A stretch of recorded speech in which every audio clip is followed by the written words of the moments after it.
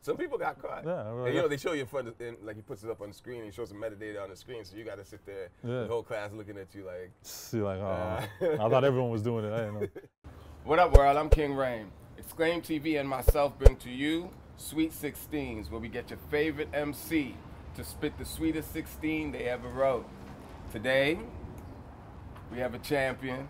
Every time we have meetings and we talk about who we want on this show, this name always comes up. So we're lucky to have him out early in our series. He goes by the name of Adam Bomb. What's up, everybody? Wake up and run like she's training for the title. It's good to see What you. up, family? Good to see you. Got to rock with him recently too for the first time. Amazing MC. Well, let's just go back. Let's just start from the beginning. Give him a little history. First of all, how long you been doing this for? So a long time now. I'd say about 15 years in total, I would say. Youngest vet. Yeah, exactly. Well, trying to stay young. Well, yeah, been around, man. Been around. For sure. What made you start? Long story short, I had an older cousin that was kind of listening to the stuff, and they didn't want to hang with me. I used to draw back in the day, so he used to just give me tape covers to draw. A lot of MCs came from art, some kind of art drawing. I think there's a connection between the two, for sure. Used to be a dub poet, and then he got into film. It's kind of like goes back. I didn't know that. See that? Oh yeah. I performed with him a long time. So whole other story. Oh, no, that's how it always is. So that's what it was for me. He just basically said, "Here's some stuff to draw while we're going to go have a fun time. Nice. Finish these, and we'll be back." And he ended up giving me like Public Enemy covers and 2 Live Crew covers. So yeah, I was just like, I gotta listen to what I'm drawing and to see what it was. And from when I caught it, it was on from there. You remember your first rhyme? First rhyme I learned from somebody else or myself. I remember my first one. The first one that you wrote, because I did the same thing. Oh, okay. I actually, the first time I actually got the balls to do it myself, I wrote down Rakim lyrics. Okay. I wrote down, his whole verse.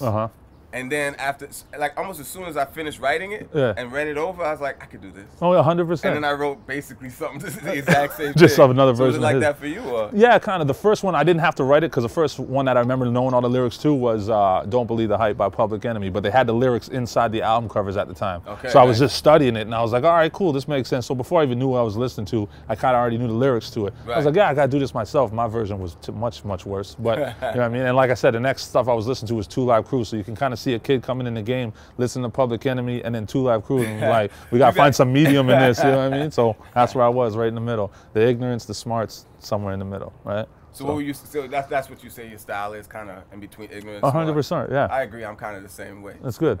You never know what you're gonna get, right?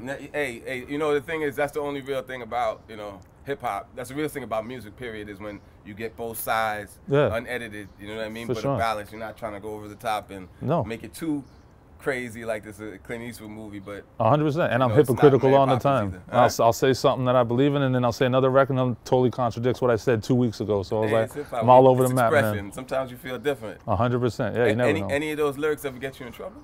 I've had whole songs get me in trouble. You know what I mean? I had a record in like 2006 or 7, a song called Canada Sucks. And just off the title alone, people were like, oh, you don't like the country, you're against the country, why don't you just move then? It had nothing to do with that whatsoever. I'm a loudmouth kind of guy. We had a radio station at some time, so I was always running out the mouth. People are always catching me on some sort of stuff I shouldn't have said, especially in lyrics. But, honestly, if I meant it at the time that I wrote it, I stand behind it 100%. I'll never apologize for anything. And there's always a reason behind it. I don't say things just for the sake of it. I don't rhyme for the sake of riddling. Public Enemy. Don't believe the hype. Nice. It all comes back. Yeah. So Canada Sucks is basically you were saying. What I was talking about on that was not about Canada sucking as a country or even the artists here. It was that we were very good and we needed to be compensated for it. We needed to be acknowledged for it. To be here as an MC, yeah, as an artist. I was tired of seeing people having to have full day jobs and when they were better than anybody else I knew worldwide, you know what I mean? So that's kind of what the whole point was. I could have called it We Need More Acknowledgement. Here, check out this song, but that's kind of a long title. So just called it Canada Sucks, brings more attention. And that's how it went. But that one was probably one of the ones I got the most heat for. Anybody now that you're listening to that you would consider a lyricist in Canada? In your opinion, period. Oh, I love a lot of cats, man, and I like a wide range of stuff. So in the States, I love Big Crit. I think Crit's incredible. Yeah, more underground. I love Planet Asia stuff. I love some of the older cats like Scarface and stuff like that. I saw Asia and Scarface in Atlanta for the A3C Festival. Oh, see that? Oh yeah, they were there. It was dope. I know he's coming here too. First time I seen Asia, first time I saw Scarface, and I've been tweeting all on the same night too. I think they were the same night if I'm not correct. That's insane. I would have paid big money for that, man. That's crazy. Yeah. I like those cats. But yeah, I listen to everybody, man. My top 5 is always that 5th spot is always open for whoever I'm listening to at the time because they're always somebody that impresses me out the world. So yeah. So who's your top 4? Cause you said your influences, but top 4. Other than that, I got to put some of the typical in there. I got to put Biggie in there.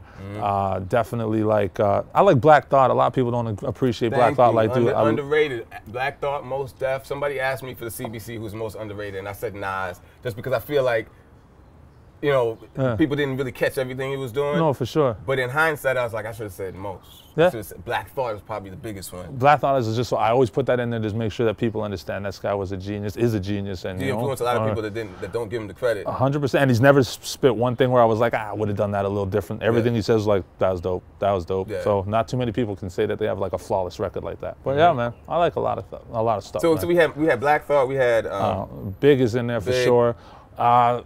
Jay has got to be in there, so that's 3. And then 4th could be either Pac or Nas. It could be anybody there.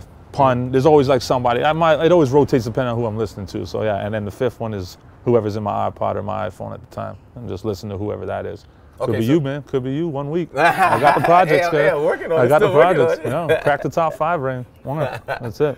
Okay, well, you got to make the influences and myself proud now, and give us what you think is is a dope 16. Your sweetest 16. All right. Let's get it in. Hey yo, slow thinker, Monday morning 2-4 drinker, plastered off of Keith's. Which bastard want a piece? I heard your tape. Sure you're great. I bet you run the country. You and 30,000 other rappers on the streets. No talent, broke down and sell a couple units, all gas, but you trash. The hell you fucking doing? Backpackers, fast track, cause y'all pray for yesterday. Call your label SSA, cause your ass backwards. Thugs, save your breath in them cold, ugly stairs. This is hip hop in Canada.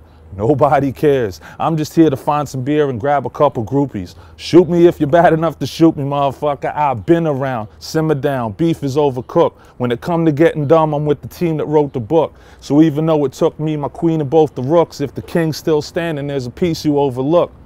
Legend. Bang. Juno Award winning. I got to congratulate you on that one. That much just appreciated. happened. I did that on behalf of everybody, man. You guys all deserve that. On behalf of all of us who's still keeping this hip hop shit alive. For sure, man. That was on behalf of a lot of people. Y'all inspired a lot of people with that one. Much appreciated. Because of who you are and how you portray yourself as an MC. For sure. That doesn't always get up there. And yeah, never expected it to. Without trying, y'all made it there on just straight music and straight talent. Up. Love it, man. So thank you for having. Thank you for coming out. Thank you for having me, man. It's much appreciated. This was dope. Yes, sir. Sweet 16s. Make sure y'all keep it locked. We got more coming. Adam Bomb. Hey, thank you for checking out our episode. If you feel like you got a dope 16, drop it in the comments below. If there's anybody that you feel should be on my show, drop it in the comments below. If you have an opinion about our last episode, after you check out the Dej Loaf episode, after you check out this episode, drop it in the comments below. Let us know. We do this for you. Check it out on exclaim.ca. I'm King Rain. Peace.